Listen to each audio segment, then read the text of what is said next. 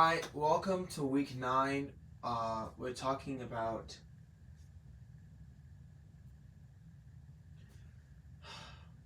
Hi, this is Tommy Stratton, and today we're going to be talking about my reflection for week 9.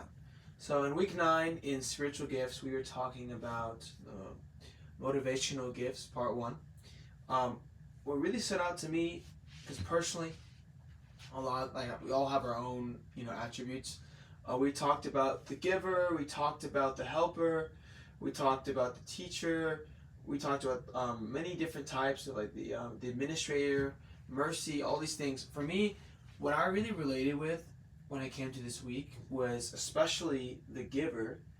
I'm one of those people where I love to give. If I feel like they're worth my time, and if they're actually someone I want to invest into. And one of my favorite points that I got down on my laptop is it talks about how like the giver's very freely gives. Giving can be expressed like hospitably. It's very like I love giving. I feel better after I give, and it's something that like it's awesome. I feel great, and it's like it's not a punishment. It's actually something that I love doing, and what really stood out to me in the PowerPoint, one of the dangers that really stood out to me with being a giver is measuring spiritual success by material assets. Like, hey, like, am I able to give this much? If I'm not able to give as much, am I actually a good, like, I don't know how to describe it. It was like, it hit the nail on the head. It was like, hey, like, if I'm able to give this certain amount, then I'm better than if I was to be able to give this certain amount. Like, the more I'm able to give, the better I am as a Christian. But, like, that's not true.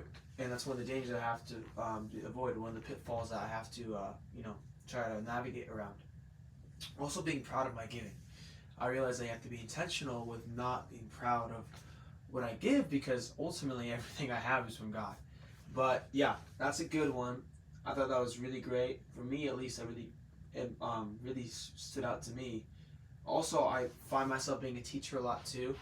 I love teaching my friends a lot. Like that was one of the things that I got on the test. But a teacher and giver. Um, for teacher, I love helping people out. Even like with biblical stuff, people come to me and ask me biblical questions all the time. But also with other things in life, like with life questions, with gym questions, stuff like that. Because I'm a personal trainer, like it just comes so naturally. I love helping people. But one of the things that really stands out to me is that for me, I won't help you unless I think you're worth my time. And if you waste my time, I don't want to give any time to you. Because like the moment you neglect the things I give you, I'm like, hey, you're not worth my time anymore.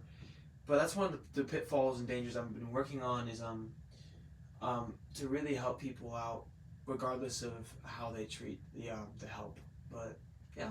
Anyways, that's my reflection 9. My reflection 9. Week 9. I hope you have a great